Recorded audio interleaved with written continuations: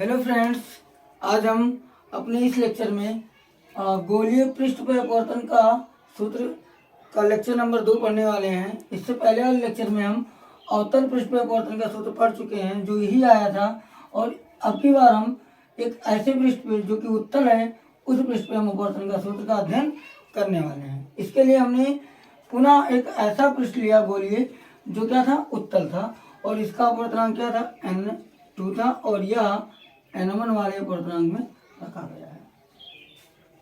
और इसका ध्रुव क्या होगा, P होगा, और इसके मुख्य अक्ष पर कोई वस्तु मान लेते हैं यहाँ रखा हुआ जो क्या है, वो है। तो इमेज बनाने के लिए इस बिंदु से दो किरण चाहिए। पहले किरण हमने लिया कि मुख्य अक्ष पर से ही जा रही है, जो बिना मुड़ी सीधे आर पर चली जाएगी, और इसके लिए दूसरा किरण हम यहाँ से लेकर जा रहे हैं जो इस गोलीय पृष्ठ के ए बिंदु पे आपतित हो रही है। ये प्रकाश किरण है,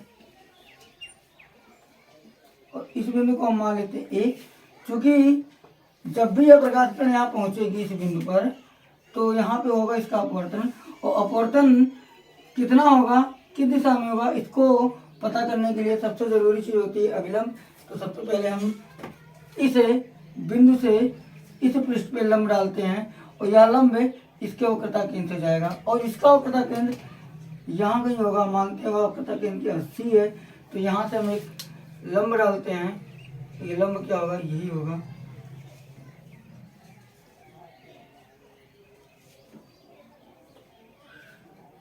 इसको हम कहते हैं अभिलंब। ये क्या, अभिलंब है।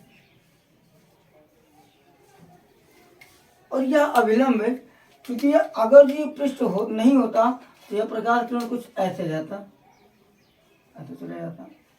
लेकिन क्योंकि यह विरल से, कहाँ से, विरल माध्यम से जा रहा है सघन माध्यम में, तो यह प्रकाश किरण अभिलंब की ओर झुकेगा, और अभिलंब की ओर झुके करके कुछ यहाँ इसका इमेज बनेगा। ये थोड़ा झुक गया, मानते हैं यहाँ इसका क्या बन गया, एक इमेज बन गया, और इस इमेज को मान लेते हैं आई। तो कुछ इस प्रकार से उत्तल पृष्ठ पर प्रकाश का क्या होगा, अपवर्तन होगा, और इसका इस ओ वाले वस्तु का इमेज कहाँ बनेगा, यहाँ पे बनेगा। क्योंकि हमको पता है कि इस किरण को हम कहते हैं ये आ रही है, तो आपतित किरण, आपतित किरण, और यह अपवर्तन के पश्चात आ रही है, तो यह क्या हो जाएगी, अपवर्तित किरण हो जाएगी। और हम जानते हैं अभिलंब और आपतित किरण के बीच जो कोण बनता है उसे आई से डिनोट करते हैं, तथा अपवर्तित तथा अभिलंब के बीच जो कोण बनता है उसे हम अपवर्तन कोण, इसे हम आर से डिनोट करते हैं। ये हुआ अपवर्तन कोण, ये क्या हुआ, आपतन। ये क्या है, आपतन कोण, आपतन कोण,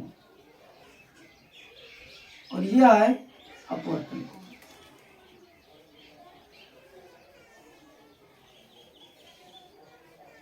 इस बिंदु से हम एक लंब डालते हैं मुख्य अक्ष पर, और मान लेते हैं लंब क्या है, एन बिंदु पर काटती है।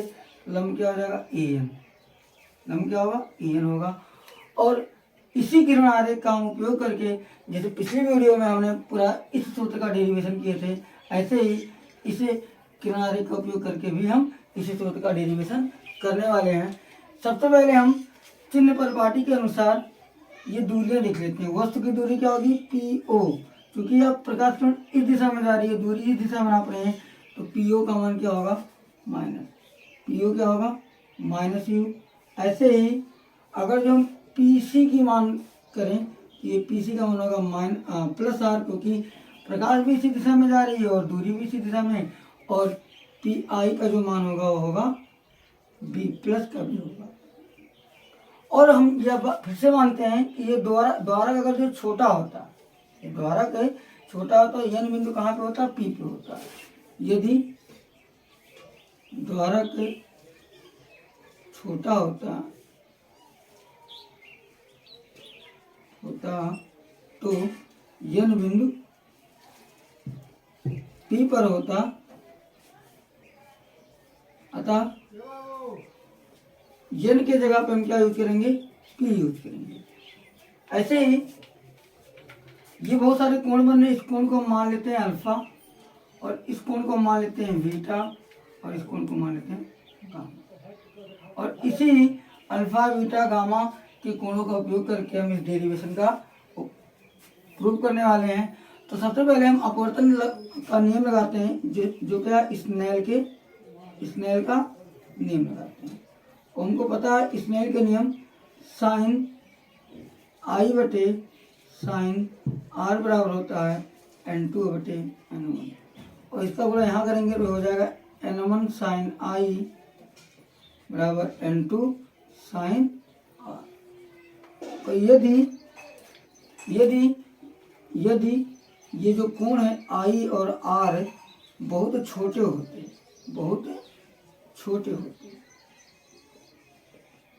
तो मतलब लगभग 5 डिग्री 4 डिग्री ऐसे होते हैं, तो साइन आई को हम क्या लिख सकते हैं, आई लिख सकते हैं, और साइन आर को हम लिख सकते हैं आर। तो यहाँ ये वाला समीकरण हो जाएगा N1 आई बराबर N2 आर, इसको समीकरण ये लिख सकते हैं। फिर अब हम इस आई और इस आर का मान अल्फा बीटा के पदों में निकालेंगे।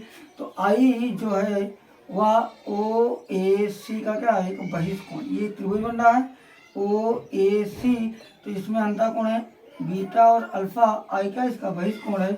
तो त्रिभुज ओ ए सी से कोण आई बराबर हो जाएगा अल्फा प्लस बीटा। और ऐसे ही अब के बाद त्रिभुज लेते हैं सी ए आई में जो आर होगा ये बीटा बहिष्कोण है, और बीटा जो होगा आर प्लस गामा के योग के बराबर होगा। ऐसे ही त्रिभुज सी ए आई में बीटा बराबर हो जाएगा आर प्लस गामा, यहाँ से आर की वैल्यू आएगी बीटा माइनस गामा, और ये मान हम इस समीकरण में रखेंगे। तो समीकरण 1 से होगा क्या, N1 और I का मान क्या, अल्फा प्लस बीटा। ऐसे ही N2 R के जगह पे क्या लिखेंगे, बीटा माइनस गामा। इन दोनों का मल्टीप्लिकेशन होगा N1 alpha plus N1 beta बराबर N2 beta minus N2 gamma. अगर इसको उठा के यहाँ ले आते हैं, इसको उठा के वहाँ लेके जाएंगे उस साइड, तो क्या हो जाएगा, या इसी को लेके चले जाते हैं उस साइड, इसको लेकर के यहाँ चले आए, तो होगा क्या कि N1 alpha plus N2 gamma बराबर N2 beta minus N1 beta.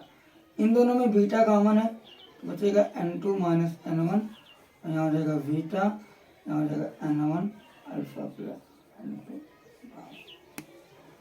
इसको हम समीकरण मान लेते हैं, चूंकि ये भी जान लो अल्फा बीटा गामा भी छोटे होते हैं। अगर यदि अल्फा कामा बीटा कामा गामा बहुत छोटे हों तो अल्फा को हम लिख सकते हैं tan अल्फा, और बीटा को लिख सकते हैं tan बीटा, और गामा को लिख सकते हैं tan गामा। तो इस त्रिभुज में अल्फा बीटा और गामा का मान निकालते हैं। अल्फा का मान निकालेंगे त्रिभुज ओ ए एन में। त्रिभुज ओ ए एन में tan अल्फा बराबर क्या होगा, लंब बटे आधार, लंब बटे आधार, लंब है ए एन, आधार क्या है ओ एन। क्योंकि हम पहले बताए हैं कि एन की जगह पे लेंगे हम पी, तो क्या हो जाएगा ए एन बटे पी ओ, ये हो जाएगा। ऐसे ही त्रिभुज अब की बार बीटा का मान निकालेंगे, त्रिभुज लेंगे ओ ए एन में, त्रिभुज सी ए एन में tan बीटा बराबर हो जाएगा फिर से वही लंब ए एन बटे आधार, आधार क्या है एन सी है, तो ए एन बटे एन की जगह पे लेंगे तो ये हो जाएगा पी सी। ऐसे ही त्रिभुज आई ए एन में, क्योंकि गामा का मान निकालना है, तो tan त्रिभुज आई ए एन में tan गामा बराबर हो जाएगा ए एन बटे एन आई, ए एन बटे एन आई, और चूँकि एन आई की जगह पे हम क्या लेंगे, पी आई ए एन बटे क्या हो जाएगा, पी आई। आई होप ये आप लोगों को समझ में आया। ये सारे मान जब हम इस समीकरण इसमें रखेंगे, इसको मान लेते हैं समीकरण अच्छा एक लाइन में रखते हैं, इसको आगे करते हैं, ये हो जाएगा n1 tan अल्फा और n2 tan बीटा बराबर सॉरी गामा और n2 minus n1 tan beta. इसको समीकरण हम 2 मानते हैं, तो इस 2 में जब रखेंगे ये मान तो क्या हो जाएगा, समीकरण 2 से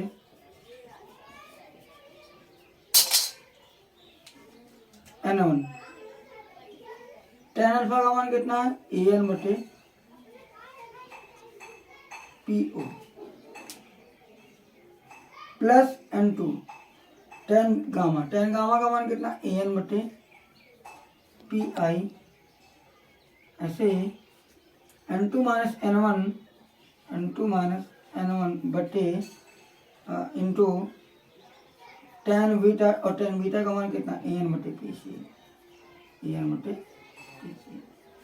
तीनों में ए एन कॉमन है, तो ये ए एन यहाँ ये तीनों कट जाएगा, तो बचेगा n1 अपान पी ओ बराबर n2 अपान पी आई बराबर, यहाँ पे प्लस बराबर n2 माइनस n1 बटे पी सी।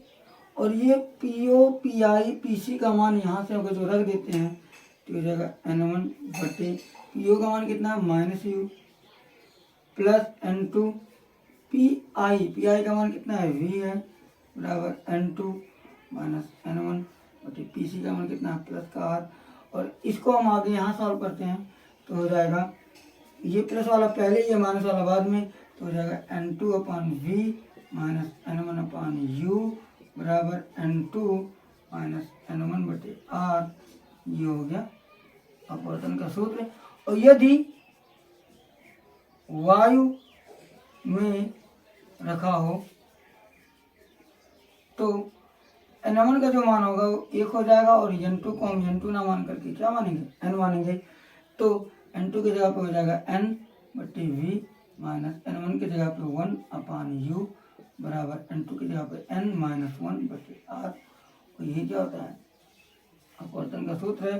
तो हमने देखा कि अवतल पृष्ठ पे भी अपवर्तन का सूत्र यही आया था और उत्तल पृष्ठ पे अपवर्तन का सूत्र यही आया था। तो चाहे जो पृष्ठ हो, अपवर्तन का सूत्र क्या होता है, यही होता है। अगर जो पृष्ठ y में रखा हो और अगर जो दूसरे किसी माध्यम में रखा हो तो यह पृष्ठ, इसका सूत्र क्या आएगा, n2 बटे we minus n1 upon U बराबर n2 माइनस n1 बटे आर। आई होप आप लोगों को ये वीडियो समझ में आया। और इसे डेरिवेशन को हम एक बार दोबारा बता दे रहे हैं, आप लोग ध्यान से देखिए।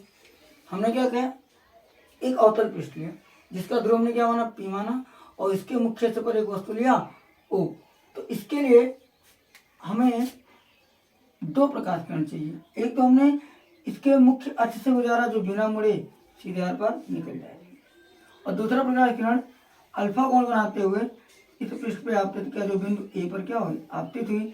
तो चूंकि अब यहाँ पे होगा अपवर्तन, या तो वह सघन माध्यम में विरल से सघन में जा रही तो झुकेगी, तो अभिलंब की ओर झुकेगी। तो सबसे पहले मुझे अभिलंब की आवश्यकता पड़ी, तो हमने इस पृष्ठ पे एक लंब खींचा जो इसके वक्रता केंद्र सी से गुजरेगी। और चूंकि पता है कि प्रकाश किरण जब भी सघन से विरल से सघन में जाएगा तो अभिलंब की ओर झुकेगी। जाना चाहिए था इसको, लेकिन झुक करके कहाँ चली है, यहाँ।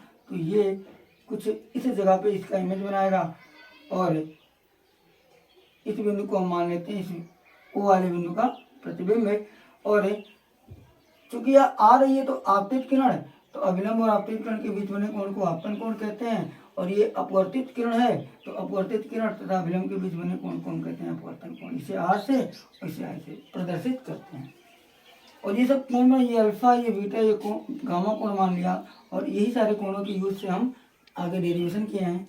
तो फिर हमने माना कि ये वस्तु की दूरी है तो पी ओ चूँकि निगेटिव दिशा में, विपरीत दिशा में, तो माइनस होगा, बाकी दोनों प्लस में, तो आर और बी का मान प्लस हुआ। और यदि द्वारक छोटा होता तो एन बिंदु पी पे होता। स्नेल का नियम लगाया, साइन आई बटे साइन आर बराबर n2 बटे n1 क्रॉस मल्टीप्लीकेशन, कोण आई आर को छोटा माना है। इससे पहले वाले डेरिवेशन में भी हमने आई आर को बहुत छोटा माना, तो साइन आर की जगह पे आई और आर की जगह पे आर, तो n1 आई बराबर n2 r, इसको समीकरण 1 माना। फिर इस आई और आर का मान हमने निकाला बहिष्कोण प्रमेय का यूज करके। तो आई का मान निकालने के लिए मुझे त्रिभुज चाहिए था ओ ए सी, तो आई जो है इस त्रिभुज का बहिष्कोण है, तो इन दोनों के योग के बराबर होगा, तो आई का मान तो निकल गया।